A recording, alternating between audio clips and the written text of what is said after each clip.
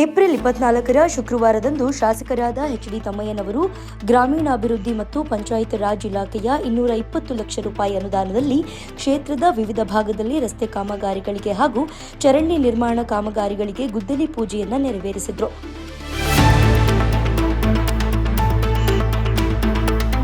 ಬಿಳಕಲಹಳ್ಳಿ ಗ್ರಾಮದೊಳಗಿನ ರಸ್ತೆ ಅಭಿವೃದ್ಧಿಗೆ 30 ಲಕ್ಷ ರೂಪಾಯಿ, ಕಣಿವೆಹಳ್ಳಿ ಗ್ರಾಮದೊಳಗಿನ ರಸ್ತೆ ಅಭಿವೃದ್ಧಿಗೆ 20 ಲಕ್ಷ ರೂಪಾಯಿ, ಕಳಸಪುರ ಮುಖ್ಯ ರಸ್ತೆಯ ಅಭಿವೃದ್ಧಿಗೆ 50 ಲಕ್ಷ ರೂಪಾಯಿ, ಈಶ್ವರಹಳ್ಳಿಯ ಹೊಸ ಬಡಾವಣೆಯ ರಸ್ತೆ ಅಭಿವೃದ್ಧಿಗೆ 20 ಲಕ್ಷ ರೂಪಾಯಿ, ಭಕ್ತರಹಳ್ಳಿ ಬೋವಿ ಕಾಲೋನಿಯಲ್ಲಿ ಬಾಕ್ಸ್ ಚರಂಡಿ ಮತ್ತು ರಸ್ತೆ ಅಭಿವೃದ್ಧಿಗೆ 20 ಲಕ್ಷ ರೂಪಾಯಿ, ಕೆಬಿಹಾಳ್ ಗ್ರಾಮದೊಳಗಿನ ರಸ್ತೆ ಅಭಿವೃದ್ಧಿಗೆ 20 ಲಕ್ಷ ರೂಪಾಯಿ, ಕುರುಬರಹಳ್ಳಿ ಹೆಬ್ಬಾಗಿಲಿನಿಂದ ಮುಖ್ಯ ರಸ್ತೆಯವರೆಗಿನ ರಸ್ತೆ ಅಭಿವೃದ್ಧಿಗೆ 20 ಲಕ್ಷ ರೂಪಾಯಿ, ಮಾಚೇನಹಳ್ಳಿ ಗ್ರಾಮದೊಳಗಿನ ರಸ್ತೆ ಅಭಿವೃದ್ಧಿಗೆ 20 ಲಕ್ಷ ರೂಪಾಯಿ ಹಾಗೂ ಸೇವಾಲಾಲ್ ನಗರದ ಬಡಾವಣೆ ರಸ್ತೆ ಅಭಿವೃದ್ಧಿಗೆ 20 ಲಕ್ಷ ರೂಪಾಯಿ ವೆಚ್ಚದಲ್ಲಿ ಗುದ್ದಲಿ ಪೂಜೆಯನ್ನು ನೆರವೇರಿಸಿದರು.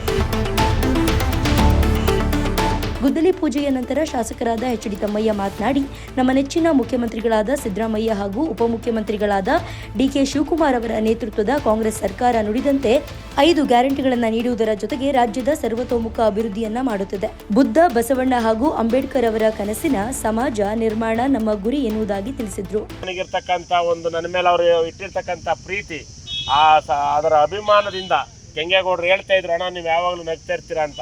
ನಾನು ಹೆಚ್ಚು ಕ್ಷೇತ್ರದಲ್ಲಿ ನಗಂಗ ಶಕ್ತಿ ಕೊಟ್ಟಿರೋದು ನಮ್ಮ ಸಿದ್ದರಾಮಯ್ಯನವರು ಅಂತ.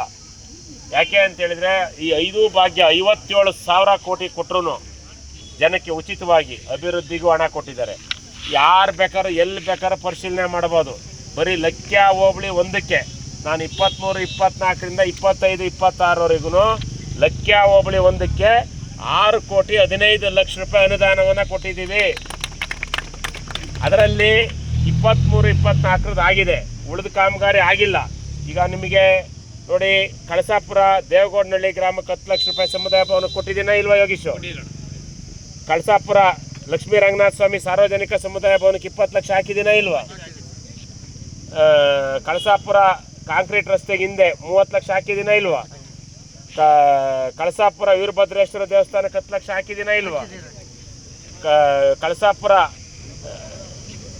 ಇದು ಅಲ್ಪಸಂಖ್ಯಾತರ ಅಭಿವೃದ್ಧಿ 10 ಲಕ್ಷ ಹಾಕಿದೀವ ಇಲ್ವಾ? ಅದೇ ರೀತಿ ವಿನಾಯಕ ವಿದ್ಯಾಸಂಸ್ಥೆಗೆ 5 ಲಕ್ಷ ಹಾಕಿದಿನ ಇಲ್ವಾ? ಸುಳ್ಳು ಹೇಳೋಕ್ಕೆ ಅಂಕಿ ಅಂಶ ಸಮೇತ ಇದೆ. ಕೆಲವರು ಯಾಕೆ ಹೇಳ್ತಾ ಇದ್ದೀನಿ ಇದನ್ನ ಅಂದರೆ, ಇವ್ರ ಹತ್ರ ದುಡ್ಡೆಲ್ಲಿದೆ ಅಭಿವೃದ್ಧಿಗೆ ಅಂತಾರಲ್ಲ ಅಂತ.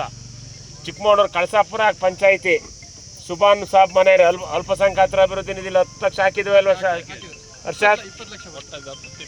ಕಳಸಾಪುರ ಊರ್ ಮುಂದಿನ ಕೆರೆ 100 ಲಕ್ಷ ಖರ್ಚು ಮಾಡಿ ಕೆರೆ ಏರಿ ಮಾಡಿದ್ವಾ ಇಲ್ವಾ? ಡ್ಯಾಮೇಜ್ ಆಗಿದ್ದರೆ ನಮ್ಮ ಸರಿಪಡಿಸಿದ್ವಾ ಇಲ್ವಾ? ಅದೇ ರೀತಿ ಈಗ ಕಳಸಾಪುರ ಶೆಟ್ಟಿಹಳ್ಳಿ ಕಳಸಾಪುರ ಊರ್ ಮುಂದಿನ ಕೆರೆ ಫೀಡರಿಗೆ 50 ಲಕ್ಷ ಹಾಕಿದ್ದೀನಿ. ಅದೇ ರೀತಿ ಇವತ್ತು ಏನು ನಮ್ಮ ಲಕ್ಯ ಹೋಬಳಿನಲ್ಲಿ ಬರಗಾಲದಲ್ಲಿ ಬಂದಾಗ ದಾಸರಳ್ಳಿ ಕೆರೆ ಯಾವಾಗಲೂ ನೀರು ನಿಲ್ತಿರಲಿಲ್ಲ, ಕೆರೆ ಏರಿ ಸೋರೋಗ್ತಿದ್ದು ನೀವೆಲ್ಲ ನೋಡಿದ್ದೀರ. ಹೌದು ತಾನೆ? ದಾಸರಳ್ಳಿ ಕೆರೆ ಅದಕ್ಕೆ 200 ಲಕ್ಷ ತಿಮ್ಮೇಗೌಡ್ರೆ, ಅದು ಇನ್ನೇನು ಸದ್ಯದಲ್ಲೇ ಕಾಮಗಾರಿ ಗುದ್ದಲಿ ಪೂಜೆ ಮಾಡಿ ಸ್ಟಾರ್ಟ್ ಮಾಡ್ತೀವಿ. 2 ಕೋಟಿ. ಲಕ್ಯ ಹೋಬಳಿ ದೇವರಹಳ್ಳಿ ಗ್ರಾಮ ಅಲ್ಲಿಗೆ 75 ಲಕ್ಷ ರೂಪಾಯಿ ಒಂದು ಚೆಕ್ ಡ್ಯಾಮ್ನ ನಿರ್ಮಾಣ ಮಾಡಿದ್ದೀವಿ. ಆಯಿತಾ? ಅದೇ ರೀತಿ ಚಿಕ್ಕಮಗಳೂರು ಕಳಸಾಪುರ ಮುಖ್ಯ ರಸ್ತೆದಿದ್ದು 50 ಲಕ್ಷ ಹೇಳಿದ್ದೀನಿ. ಈಗ ವೀರಭದ್ರ ಸ್ವಾಮಿ ದೇವಸ್ಥಾನ ಕಳಸಾಪುರಕ್ಕೆ ಮತ್ತೆ 10 ಲಕ್ಷ ರೂಪಾಯಿ ಹಾಕಿದ್ದೀವಿ. ಆಯಿತಾ? ಅಟ್ಟಿ ಮಾರಮ್ಮ ದೇವಾಲಯ ಅದಕ್ಕೆ 5 ಲಕ್ಷ ಹಾಕಿದ್ದೀವಿ. ಆಯಿತಾ? ಪರಿಶಿಷ್ಟ ಕಾಲೋನಿ ಮಾರಮ್ಮನ ದೇವಾಲಯ ಅದಕ್ಕೆ 5 ಲಕ್ಷ ಹಾಕಿದ್ದೀವಿ. ಅದೇ ರೀತಿ ಕಳಸಾಪುರ ರಂಗನಾಥ ಸ್ವಾಮಿ ಕುಂಚಿಟಿಗರ ಸಮುದಾಯ ಭವನಕ್ಕೂ 10 ಲಕ್ಷ ಹಾಕಿದ್ದೀವಿ. ಅದೇ ರೀತಿ ಕಳಸಾಪುರ ಗ್ರಾಮದ ಮಡಿವಾಳ ಜನಾಂಗದ ಲಕ್ಷ್ಮೀ ದೇವಾಲಯಕ್ಕೂ 10 ಲಕ್ಷ ಹಾಕಿದ್ದೀವಿ. ಕನಕ ಭವನಕ್ಕೂ 10 ಲಕ್ಷ ಹಾಕಿದ್ದೀವಿ. ಏನು ಕಳಸಾಪುರ. ಸೊ ಇವಿಷ್ಟು ಇನ್ನೂ ಕೆಲಸ ನಡಿಬೇಕಾಗಿರೋವು, ನಾನು ಹೇಳ್ತಿರೋದು ಅರ್ಥ ಆಗಬೇಕಾಗಿರೋವು. ಒಟ್ಟು 6 ಕೋಟಿ 15 ಲಕ್ಷನ ನಾವು ಇಂಥ ಕಾಲದಲ್ಲಿ ನಾವು ನಮ್ಮ ಮುಖ್ಯಮಂತ್ರಿ ಸಿದ್ದರಾಮಯ್ಯನವರು ನಮಗೆ ವಿಶೇಷ ಅನುದಾನ ಕೊಡದೇ ಇದ್ದರೆ ನಾವು ಹಾಕೋಕ್ಕಾಗ್ತಾ ಇತ್ತಾ? ಹಾಗಾಗಿ ಇವತ್ತು ಗ್ರಾಮದ ಮಹಿಳೆಯರ ಮುಖದಲ್ಲೂ ಮುಗುಳ್ನಗೆ ಇದೆ. ಯಾಕೆ ಅಂದರೆ ಅವರಿಗೆ ಬಡತನದ ಕಷ್ಟ ಗೊತ್ತಾಗಬಾರ್ದು ಅಂತೇಳಿ ಅವರಿಗೆ 10 kg ಅಕ್ಕಿ 2,000 ಕೊಡ್ತಿರೋದ್ರಿಂದ ಇವತ್ತಿನ ಏನು ಬೆಲೆ ಏರಿಕೆ ನಡುವೆ ತತ್ತರಿಸಿ ಹೋಗಿದ್ರು ಜನ. ಪ್ರಥಮರು ಎಲ್ಲರಿಗೂ ಬರ್ತಾಯಿತಾ ಇಲ್ಲ 2,000 ಬರ್ತಾ ಇಲ್ವೇನ್ರಿ? ನಮ್ಮೂರು ನಮ್ಮ ಅನ್ಸೂಯ ಬರ್ತಾ ಇಲ್ವ ನಮ್ಮ ನಿಂಗೆ 2,000 ಬರ್ತಾ ಇದೆ. ಅಂದರೆ ನಾನು ಹೇಳೋದು ಇದು ಏನು ಅಂತ ಹೇಳಿದ್ರೆ ಸಿದ್ದರಾಮಯ್ಯನವರಿಗೆ ಬಡವರ ಬಗ್ಗೆ ಇರ್ತಕ್ಕಂಥ ಕಾಳಜಿ.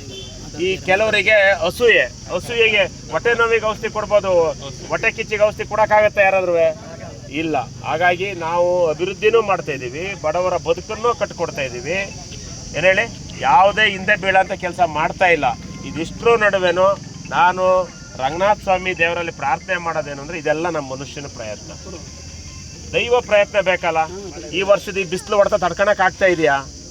ಇದಕ್ಕೆ ನಾವು ರಂಗನಾಥ ಸ್ವಾಮಿನಲ್ಲಿ ದೇವರಲ್ಲಿ ಪ್ರಾರ್ಥನೆ ಮಾಡೋದೇನು ಅಂದರೆ ಆದಷ್ಟು ಬೇಗ ಒಳ್ಳೆ ಮಳೆ ಕೊಡಪ್ಪ ಅಂತ. ಅದು ನಮ್ಮ ಕೈಲಿದೆಯಾ? ಅದು ದೈವರ ಕೈಲಿರೋದು. ಇವೆಲ್ಲ ಮನುಷ್ಯ ಪ್ರಯತ್ನ, ಅದು ದೈವ ಪ್ರಯತ್ನ. ಹಾಗಾಗಿ ಈ ದೇವರಲ್ಲಿ ನಾನು ರಂಗನಾಥ ಸ್ವಾಮಿನಲ್ಲಿ ಪ್ರಾರ್ಥನೆ ಮಾಡೋದು ಆದಷ್ಟು ಬೇಗ ಒಳ್ಳೆ ಮಳೆ ಕೊಡು. ಮಳೆ ಕೊಟ್ಟ ಮೇಲೆ ಬೆಳೆ ಬಂದೇ ಬರುತ್ತೆ, ಆಯಿತಾ? ಬೆಳೆ ಕೊಟ್ಟ ಮೇಲೆ ನಾವು ಮತ್ತೆ ದೇವರಲ್ಲೇ ಬೆಳ್ಕೊಬೇಕು, ಒಳ್ಳೆ ಬೆಲೆ ಸಿಕ್ಕಲಿ ಅಂತ. ಈಗ ಸದ್ಯಕ್ಕೆ ತೊಂದರೆ ಇಲ್ಲ, ಆದರೆ ಮುಂದಿನ ದಿನದಲ್ಲಿ ಒಳ್ಳೇದಾಗಬೇಕು ಅಂತ ಬಯಸ್ತಾ ನಾವು ಏನು ನೀವೆಲ್ಲ ನಾನು ಈ ಕ್ರೆಡಿಟ್ ಏನು ಸೇರಬೇಕು ಅಂದ್ರೂ ನಾನು ಹೇಳೋದು ಈ ಕ್ಷೇತ್ರದ ಶಾಸಕರಾಗಿ ಆಯ್ಕೆ ಮಾಡಿದಂಥ ಒಂದು ಜನಸೇವಕನ ಕೆಲಸ ಮಾಡೋಕ್ಕೆ ಅವಕಾಶ ಮಾಡಿಕೊಟ್ಟಂಥ ನನ್ನ ಕ್ಷೇತ್ರದ ಮತದಾರ ಬಂಧುಗಳಿಗೆ ಈ ಎಲ್ಲ ಯಶಸ್ಸು ಸಿಗಬೇಕು, ಅವರಿಗೆ ಸಿಗಬೇಕು. ನೀವು ಆಯ್ಕೆ ಮಾಡಿದ್ರಿಂದ, ನಾವು ಸಿದ್ದರಾಮಯ್ಯ ಅವರ ಕೈನ ಬಲಪಡಿಸಿದ್ರಿಂದ ಅವರು ಮುಖ್ಯಮಂತ್ರಿ ಆದರು. ಇವತ್ತಿಷ್ಟು ಅಭಿವೃದ್ಧಿ ಕೆಲಸ ಮತ್ತು ಬಡವರ ಬದುಕಿಗಾಗಿ 5 ಭಾಗ್ಯಗಳನ್ನು ಕೊಡುವಂಥ ಕೆಲಸವನ್ನು ಮಾಡಿದ್ದಾರೆ ಅಂತ ಹೇಳ್ತಾ ಇವತ್ತು ಸ್ವಲ್ಪ ತಡವಾಗಿ ಬಂದಿದ್ದೀನಿ. ಯಾರು ಅನ್ಯತಾ ಭಾವಿಸ್ಬೇಡಿ, ಬಿಸಿಲಿದೆ.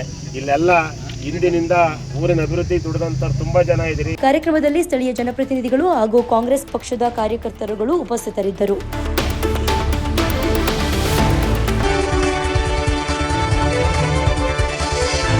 ಐಸಿರಿ ಟುಡೇ, ವಾಯ್ಸ್ ಆಫ್ ಡೆಮೋಕ್ರಸಿ.